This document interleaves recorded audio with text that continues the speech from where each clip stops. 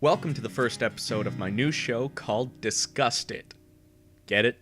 Because this is kind of a ranty thing where I'm going to be talking about topics in the gaming community, most of them probably where I'm going to be displeased with it. You could say that I'm disgusted. Get it? Dad jokes aside, I really wanted to create a show where I could talk about different things. This could range from, as I said, topics that I'm really displeased with in the gaming industry or community, to a game that I just want to bring up. These are just to be short videos to get something off my chest in between Best Acquaintances episodes and my review videos. This show won't be replacing anything, it's just giving me more things to work on and more things to put out for you guys.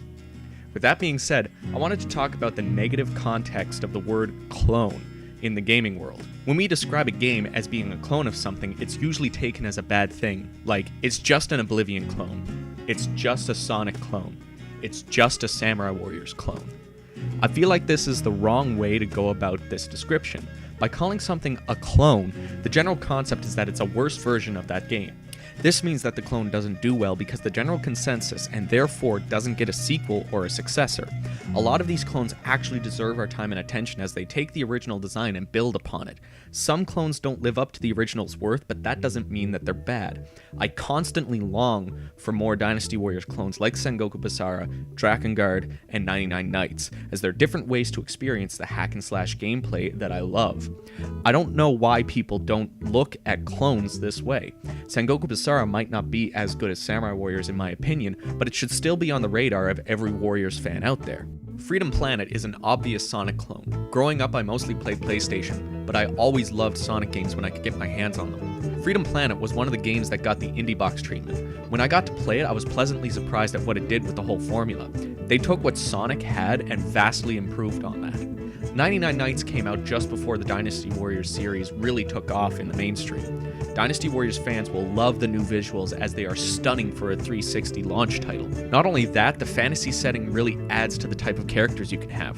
From orcs to elves, you're sure to enjoy this game if you love stuff like Dungeons & Dragons or Lord of the Rings. The story isn't half bad, but it's the gameplay that shines the most. And the maps are massive.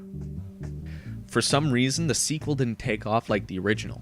I know that I fell out of it after a while, but the fact still remains that it's a good game for Warriors fans, and I'd love to see a 99 Nights 3.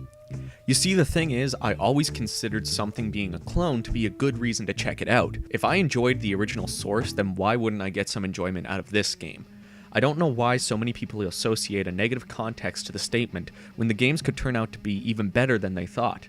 You may not like the source material, but the differences between the clone and the original might be the missing link you need to really enjoy that format. I mean, consider how we describe new music to someone who has never heard of the musician. We usually say, yeah, it's a mix of this, with a little bit of this, and a hint of this. Why don't we do that with games? It's like Dynasty Warriors, but with dragons and a hint of Final Fantasy. When we use the source material to describe its similarities rather than alluding that it's a ripoff, we begin to shape a more positive outlook on the experience. You wouldn't say that Airborne is just an AC/DC clone, so why would we say that Quantum Theory is just a Gears of War clone? I'm not trying to get people to stop using the phrase, just to take the negative context out of it.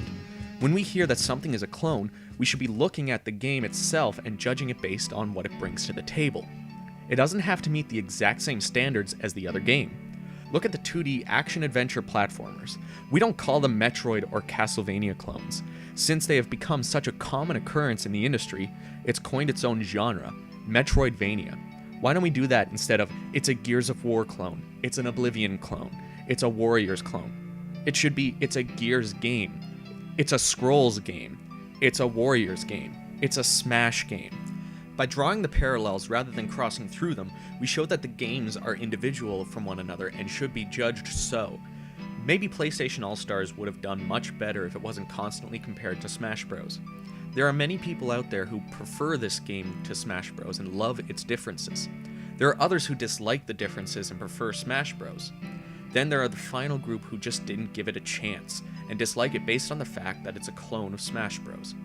I've played it and I'm indifferent. It's not terrible, but even Smash Bros. Isn't my kind of game.